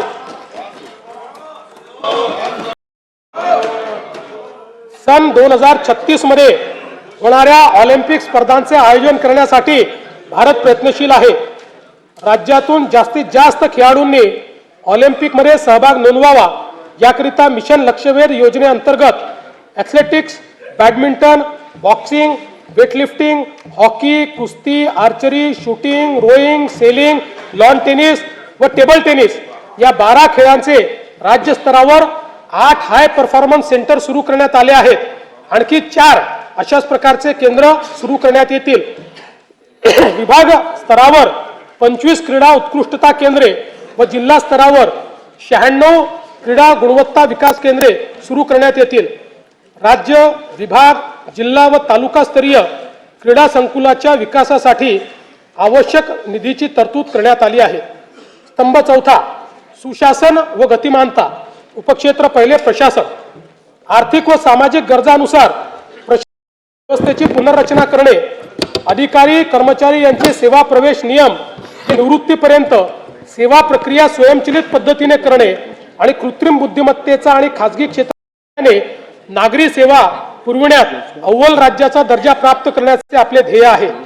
विकसित महाराष्ट्र 2047 कडे वाटचाल करीत असताना पारदर्शक, गतिमान आणि उत्तरदायी सुशासनाचे उद्दिष्ट साध्य करणे आवश्यक वाटते। त्याकरिता प्रशासकीय विभागांचे सेवा प्रवेश नियमांचे एकत्रीकरण, प्रमाणीकरण आणि सुलभीकरण करण्यात आले आहे। महायुती सरकार स्थापन झाल्यानंतर आतापर्यंत 1,20,000 पदभरती करण्यात आली असून पुढील कालावधीत टप्प्याटप्प्यात महाराष्ट्र लोकसेवा आयोग व इतर यंत्रणांच्या माध्यमातून आणखी 75 पदांची पदभरती करण्यात येणार आहे। नागरिकांना शासकीय योजना आणि सेवा सहज, सुलभ आणि उत्तरदायी पद्धतीने देण्याकरता शासकीय प्रक्रिया पुनर्रचना उपक्रम हाती घेण्यात आला आहे। या अंतर्गत अर्ज प्रक्रियेमधील अनावश्यक माहिती, कागदपत्रे तसेच छाननी प्रक्रियेचे टप्पे व लागणारा कालावधी लक्षणीयरित्या कमी करण्यात येत आहे। यासाठी आपले सरकार पोर्टल 2.0, मैत्री पोर्टल 2.0, महाडीपीटी 2.0 नव्याने विकसित करण्यात येत आहे। नागरिकांच्या मालमत्तांमधील वाद कमी करणे, मालमत्ता हस्तांतरणामधील गैरव्यवहारांना प्रतिबंध करणे आणि मालमत्तांच्या हक्काचे संरक्षण करण्यासाठी महाराष्ट्र भूमी मालकी हक्कधारी अधिनियम आणण्यात येईल। उपक्षेत्र दुसरे, तंत्रज्ञान प्रभावी शासनासाठी सर्व नागरिक आणि व्यवसाय सेवा डिजिटलायझेशन राज्यात प्रगत तंत्रज्ञानाच्या पायाभूत सुविधा स्थापन करण्याचे उद्दिष्ट आहे। जमिनीचे 100% व्यवहार संगणकीकृत करणे, 100% ई-ऑफिसचा स्वीकार आणि कागदविरहित शासकीय कामकाज सुरू करण्याचे नियोजित आहे। प्रभावी धोरण निर्मिती, जलद निर्णय प्रक्रिया तसेच उत्तरदायित्व सुनिश्चित करण्याच्या दृष्टीने पुरेशा मनुष्यबळासह इलेक्ट्रॉनिक्स, माहिती तंत्रज्ञान व कृत्रिम बुद्धिमत्ता विभाग हा स्वतंत्रपणे स्थापित करण्यात येणार असून त्या सहाय्यक म्हणून आयुक्तालय तसेच स्वतंत्र माहिती तंत्रज्ञान संवर्ग कार्यान्वित करण्यात येईल। राज्यातील माहिती तंत्रज्ञान व बुद्धिमत्ता क्षेत्र गतिमान करण्याच्या उद्देशाने ओपन एआय व सर्वम एआय या जागतिक व राष्ट्रीय स्तरावरील नामवंत संस्थांसोबत हेतुपत्र करण्यात आले आहे। तसेच IIT मुंबई आणि भारत जेन यांच्या समावेत शासनाने सामंजस्य करार केला आहे। कृत्रिम बुद्धिमत्ता, क्वांटम संगणन, ड्रोन, स्वयंचलित वाहन व डीप टेक यासारख्या अत्याधुनिक तंत्रज्ञान क्षेत्रात राज्याला जागतिक दर्जाचे केंद्र म्हणून विकसित करणे तसेच संशोधन, नवोन्मेष व उच्च मूल्य उत्पादनाची परिसंस्था निर्माण करणे या हेतूने राज्यात विशेष धोरण अंमलात आणण्यात येणार आहे। विकसित महाराष्ट्र 2047 या दृष्टिकोनाशी सुसंगत सायबर सुरक्षा धोरण राबविण्याचे प्रस्तावित आहे। राज्याला सुरक्षित, विश्वासार्ह आणि भविष्यासाठी असे डिजिटल राज्य बनवणे हे या धोरणाचे प्रमुख उद्दिष्ट आहे। राज्याच्या सार्वभौम डेटाची आणि अनुप्रयोगाची सुरक्षितता सुनिश्चित करण्यासाठी अत्याधुनिक स्टेट डेटा सेंटर स्थापन करण्यात येईल। राज्यात महाराष्ट्र जिओ टेक्नॉलॉजी ॲप्लिकेशन सेंटरची स्थापना करण्याचा निर्णय घेण्यात आला आहे। राज्याच्या आर्थिक विकासासाठी राष्ट्रीय स्तरावरील उपक्रमांचे कार्यक्षम व प्रभावी पद्धतीने नियोजन करून त्याच्या अंमलबजावणीचे कार्य हे केंद्र करेल।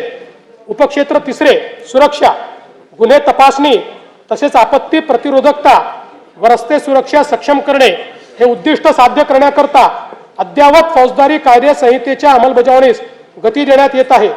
तंत्रज्ञानावर आधारित पोलीस व्यवस्था, पोलीस नोंदीचे 100% डिजिटलायझेशन, सक्षम CCTV यंत्रणा, सर्व जिल्ह्यामध्ये प्रगत न्यायवेधक सायबर केंद्र कार्यान्वित करणे आणि ITMS सारख्या आधुनिक तंत्रज्ञानाचा सुयोग्य वापर करून नागरिकांना सुरक्षा प्रदान करण्याचे नियोजन आहे। मानव वन्यजीव संघर्ष निवारणाकडे राज्य शासनाने गांभीर्याने लक्ष दिले असून या समस्येवर कायमस्वरूपी तोडगा काढण्यासाठी विविध उपाययोजना राबविण्यात येणार आहेत। वन्यजीवांच्या हालचालीची पूर्वसूचना देण्यासाठी कृत्रिम बुद्धिमत्ता प्रणालीचा वापर, रात्रीच्या गस्तीसाठी विशेष थर्मल ड्रोन आणि कमांड अँड कंट्रोल सेंटर आणि सौर कुंपण योजना यासाठी निधी उपलब्ध केला जाईल। हे जे मध्ये बोलत असतील त्यांचे पैसे कट केले जातात। मग इकडेच बघितलं, इकडे नाही, मध्ये मध्ये त्यांचं बजेट कट केलं जाईल।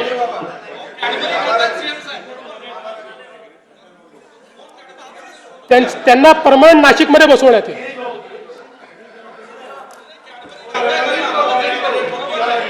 विकसित महाराष्ट्र 2047 उपक्रमांतर्गत स्मार्ट पोलिसिंग आणि न्यायदानासाठी अत्याधुनिक तंत्रज्ञानाचा वापर वाढविण्यासाठी महाराष्ट्र पोलीस दलाकरता बॉडी वॉर्न कॅमेरा उपलब्ध करून देण्याबाबतची कारवाई 3 वर्षात टप्प्याटप्प्याने करण्यात येईल. राज्यात 21 पथदर्शी फिरती न्यायवेधक वाहने लोकार्पित करण्यात आली असून सायबर सुरक्षा स्थिती आणि नागरिकांची सुरक्षा सुधारण्याकरता महाराष्ट्र सायबर गुन्हे सुरक्षा महामंडळ कार्यान्वित करण्यात आले आहे. नैसर्गिक व मानवनिर्मित आपत्तीचे सौम्यीकरण करण्यासाठी संशोधनात्मक अभ्यासपूर्ण व्यवस्थापनाकरता राज्यात राज्य आपत्ती व्यवस्थापन संस्था मिहान नागपूर येथे स्थापित करण्यास मान्यता देण्यात आली आहे. राष्ट्रीय आपत्ती प्रतिसाद दलाच्या धर्तीवर राज्य आपत्ती प्रतिसाद दलाची स्थापना करून त्यांच्या 4 तुकड्या स्थापन करण्यास मान्यता देण्यात आली आहे. उपक्षेत्र 4 वित्त. डर मुझे भी लगा फासला देखकर, डर मुझे भी लगा फासला देखकर, पर मैं बढ़ता गया रास्ता देखकर. खुद ब खुद मेरे नजदीक आती गई मेरी मंजिल मेरा हौसला देखकर.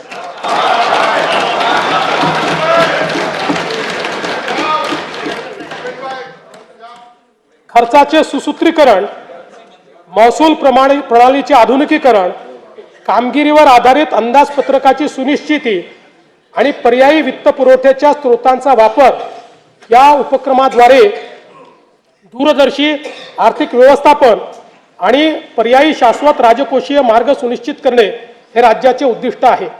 विकसित महाराष्ट्र 2047 चे स्वप्न साकार करण्यासाठी सार्वजनिक गुंतवणुकीबरोबर खासगी गुंतवणुकीची आवश्यकता आहे. त्याकरिता महाराष्ट्र सार्वजनिक खासगी भागीदारी धोरणास मान्यता देण्यात आली आहे. या धोरणामुळे राज्यातील पायाभूत सुविधांच्या विकासासाठी मोठ्या प्रमाणावर भांडवल अर्थव्यवस्थेला गती मिळेल. देशाच्या एकूण वस्तू व सेवा कर संकलनात राज्य देशात प्रथम क्रमांकावर असून राज्याचा महसूल वाढीचा दर देशाच्या सरासरीपेक्षा जास्त आहे. वस्तू व सेवा कर दराच्या पुनर्रचनेमुळे उत्पादन व उपभोग यामध्ये सकारात्मक वाढीचा दर दिसून येतो आहे, कल दिसून येतो आहे. सन 2025-26 च्या अंदाजपत्रकात 5,60,964 कोटी रुपये महसुली जमा अपेक्षित केली होती. महसुली जमेचे सुधारित अंदाज हे 6,01,489 कोटी रुपये निश्चित करण्यात आले आहे. 6,01,489 कोटी. सन 2025-26च्या एकूण खर्चाचे अर्थसंकल्पीय अंदाज 7,20,00,000 कोटी रुपये व सुधारित अंदाज 7,55,920 कोटी रुपये असून भांडवली व कल्याणकारी योजनांवरील खर्चात झालेल्या वाढीमुळे सन 2025-26 या वर्षाच्या एकूण खर्चाच्या सुधारित अंदाजात वाढ करण्यात आली आहे. सन 2026-27 या आर्थिक वर्षात जिल्हा वार्षिक योजनेअंतर्गत 21,867 कोटी रुपयांची भरीव तरतूद करण्यात आली आहे. गेल्या वर्षीच्या तुलनेत ही तरतूद 1,702 कोटी रुपयांनी अधिक आहे. सन 2026-27 मध्ये कार्यक्रम खर्चाची रक्कम 2,75,626 कोटी इतकी निश्चित करण्यात आली आहे. त्यामध्ये अनुसूचित जाती घटक कार्यक्रमासाठी 23,150 कोटी रुपये तर आदिवासी घटक कार्यक्रमाकरता 21,723 कोटी रुपये इतक्या नियत व्ययाचा समावेश आहे. सन 2026-27च्या अर्थसंकल्पामध्ये एकूण खर्चासाठी 7,69,467 कोटी रुपयांची तरतूद केली आहे. सन 2026-27च्या अर्थसंकल्पामध्ये महसुली जमा 6,16,099 कोटी रुपये तर महसुली खर्च 6,56,651 कोटी रुपये अंदाजित केला आहे. परिणामी 40,552 कोटी रुपये अंदाजित तूट येत आहे. राजकोषीय सुधारणांमध्ये राज्य नेहमीच अग्रेसर राहिला आहे. राजकोषीय उत्तरदायित्व व वित्तीय व्यवस्थापन कायद्यानुसार राजकोषीय तूट स्थूल राज्य उत्पन्नाच्या 3% कमी ठेवण्यात यंदाही शासन यशस्वी ठरले आहे। तसेच राज्याची महसुली तूट ही देखील सातत्याने स्थूल राज्य उत्पन्नाच्या 1% कमीच राहिलेली आहे। सन 2026-27 ची राजकोषीय तूट 1,50,491 कोटी रुपये आहे। यानंतर मी अर्थसंकल्पाच्या भाग 2 कडे वळतो। माननीय अध्यक्ष महोदय, आता मी अर्थसंकल्पाचा भाग 2 माननीय सभागृहासमोर सादर करीत आहे। सन 2025-26 या आर्थिक वर्षासाठी राज्याचा स्वतःचा कर महसुलाचा सुधारित अंदाज रुपये 4,09,593 कोटी आहे। सन 2026-27 या आर्थिक वर्षात राज्याच्या स्वतःच्या कर महसुलाचे अर्थसंकल्पीय उद्दिष्ट 4,15,653 कोटी एवढे निश्चित करण्यात आले आहे। एक BS4 व त्यावरील प्रदूषणाची मानके असलेले वाहन निष्कासित करून नवीन वाहन खरेदी करताना मोटर वाहन करामध्ये 16% व BS3 व त्याखालील प्रदूषणाची मानके असलेले वाहन निष्कासित करून नवीन वाहन खरेदी करताना मोटर वाहन करामध्ये 30% सूट देण्याचे प्रस्तावित करण्यात येत आहे। BS4 व त्याखालील वायू प्रदूषणाची मानके असलेल्या परिवहनेतर खासगी संवर्गातील वाहनांच्या पर्यावरण करामध्ये दुचाकी वाहनांवर रुपये 2,000 वरनं रुपये 4,000, हलके मोटर वाहन पेट्रोल कार यावर 3,000 वरनं रुपये 6,000 व हलके मोटर वाहन डिझेल कार यावर रुपये 3,500 वरनं रुपये 7,000 एवढी वाढ करण्याचे प्रस्तावित करण्यात आले आहे। नाही, यांनी फक्त 160 कोटीच मिळणार आहेत, पण हे याकरता केलं आहे की आपल्याला आता पुढे EVला त्या ठिकाणी बळ द्यायचं आहे आणि असे प्रदूषण करणारी वाहनंही कमी झाली पाहिजे। म्हणून सध्या राज्यात क्रेन आरोहित वाहने क्रेन माउंटेड व्हेकल यांना वाहन किमतीच्या 7% प्रमाणे एक रकमी कर आकारण्यात येतो।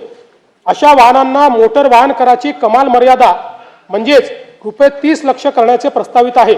महाराष्ट्र मुद्रांक अधिनियम कलम 59, 60, 63A व 68A या कलमांमध्ये कमी मुद्रांकांवर दस्त निष्पादित केल्यास अपराध सिद्धीनंतर सक्त मजुरी व शास्तीची तरतूद आहे।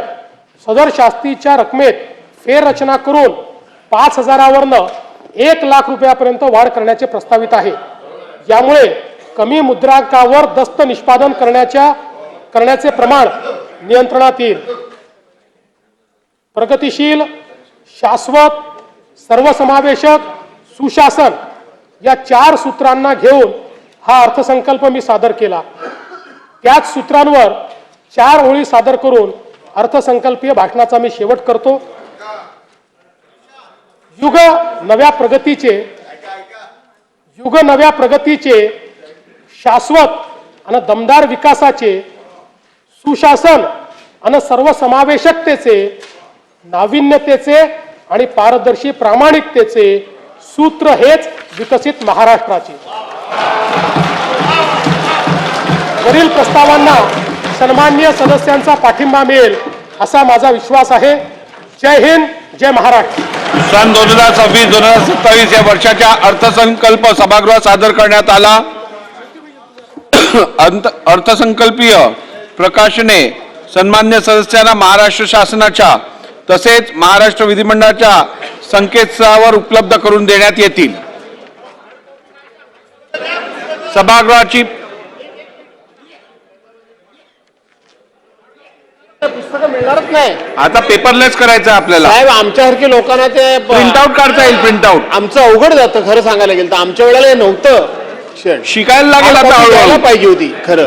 सभागृहाची बैठक आता स्थगित होत आहे। सोमवार दिनांक 9 मार्च 2026 रोजी सकाळी 11 वाजता सभागृहाची बैठक भरेल।